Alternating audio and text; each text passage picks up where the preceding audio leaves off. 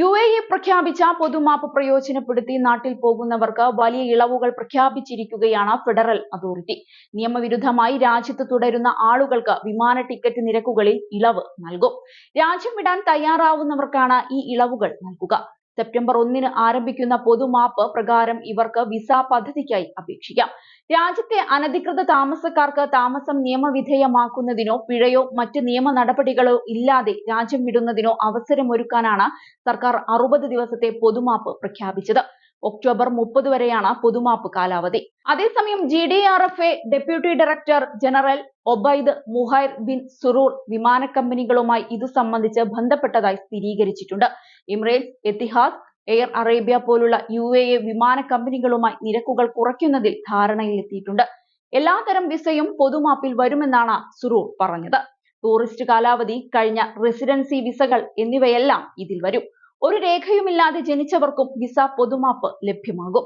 ഇവർക്ക് രേഖകൾ ലഭ്യമാക്കാൻ ഇത് സഹായിക്കും. സ്പോൺസർമാരിൽ നിന്ന് രക്ഷപ്പെട്ടവരോ ഒളിവിൽ താമസിക്കുന്നവരോ ഇളവുകൾക്ക് അപേക്ഷിക്കാം.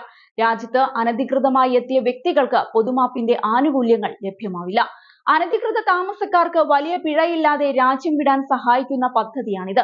എല്ലാ നിയമലംഘകർക്കും രാജ്യം വിടാൻ സാധിക്കും. മാനുഷിക മൂല്യങ്ങൾ മുൻനിർത്തിയാണ് ഈ നീക്കമെന്നും UAE അറിയിച്ചിട്ടുണ്ട്. അതേസമയം മടങ്ങിപ്പോയവർക്ക് പിന്നീട് UAE-യിൽ തിരിച്ചെത്താൻ തടസ്സമില്ലെന്നും അധികൃതർ അറിയിച്ചിരിക്കുകയാണ്.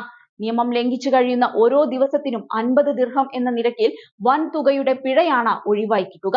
കാലാവധി കഴിഞ്ഞ ഏതുതരം വിസക്കാർക്കും പൊതുമാപ്പ് പ്രയോജനപ്പെടുത്താം. താമസരേഖയടക്കം ശരിയാക്കാനുള്ള അവസരമാണ് പൊതുമാപ്പ് കാലയളവിലൂടെ ലഭിക്കുക. സെപ്റ്റംബർ 1 മുതൽ അംഗീകൃത ടൈപ്പിംഗ് സെന്ററുകളിൽ അപേക്ഷാ ഫോറം ലഭിക്കും. കേസുകളുള്ളവർ ഇവ 2 മാസത്തെ ഗ്രേസ് പീരീഡിനുള്ളിൽ തീർപ്പാക്കണം.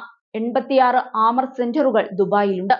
ഇവിടെ പൊതുമാപ്പിനായി അപേക്ഷിക്കാമെന്ന് GDRFA ഖലീജ് ടൈംസിനോട് പറഞ്ഞു. അൽ ദഫ്ര, സുവൈഹാൻ, അൽ മഖ, അൽ ഷഹാമ എന്നിവിടങ്ങളിലെ identity, citizenship, customs and port security കേന്ദ്രങ്ങളിലും അപേക്ഷ നൽകാം. മറ്റ് എമിറേറ്റുകളിൽ ICP കേന്ദ്രങ്ങൾ വഴി പൊതുമാപ്പ് പ്രയോജനപ്പെടുത്താം.